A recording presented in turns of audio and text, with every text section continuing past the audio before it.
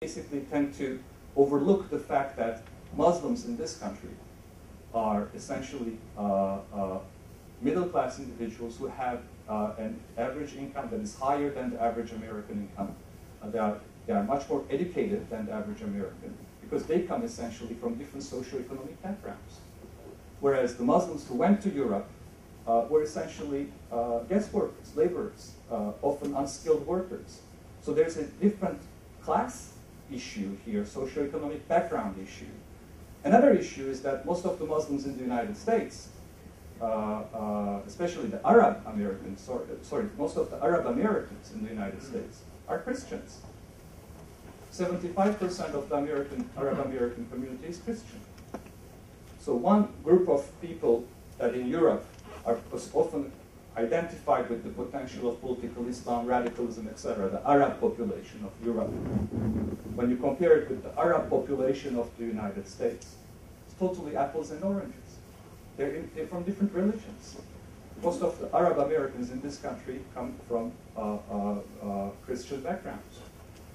What about the Iranian community in the United States? And when you talk about the Iranian community, they are the most secular Muslims that you can find because they basically here because of problems they had in Iran with the Iranian revolution.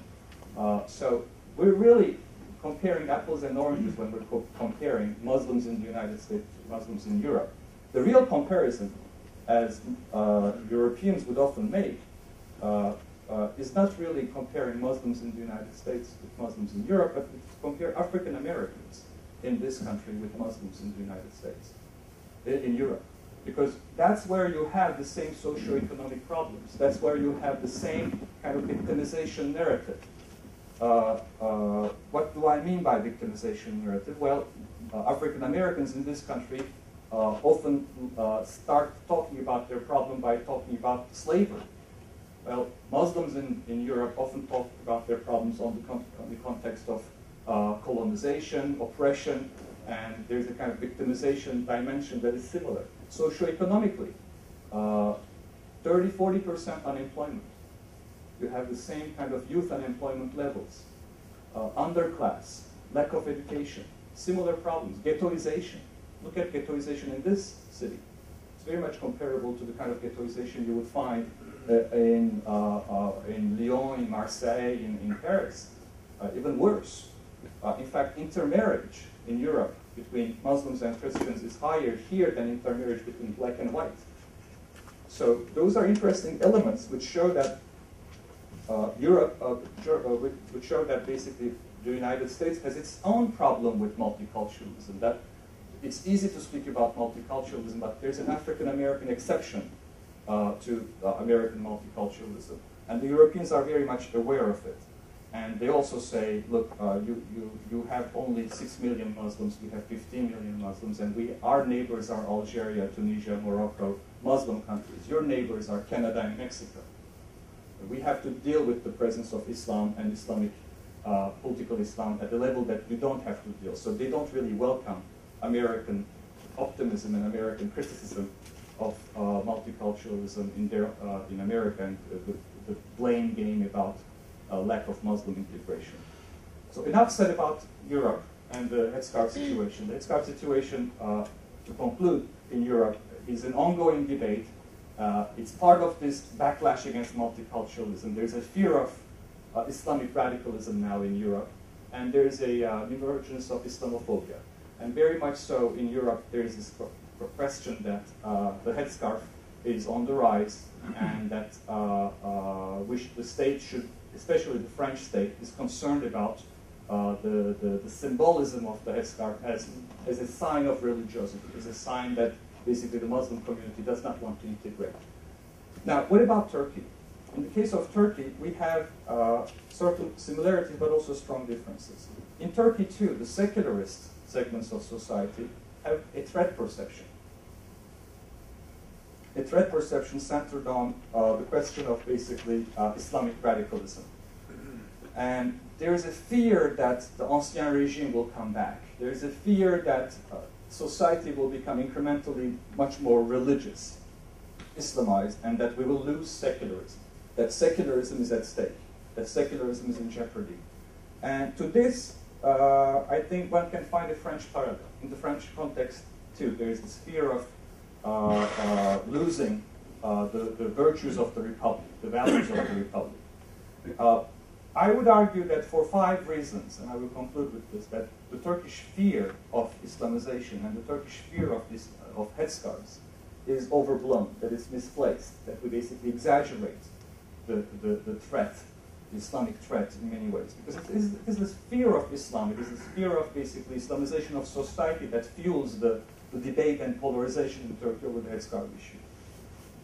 I would argue that the first reason why Turkey would never really become a radical Islamic society, a society where something like Iran can happen, something like basically an Islamic revolution can happen, or that basically we will go back to the ancien regime of a theocracy.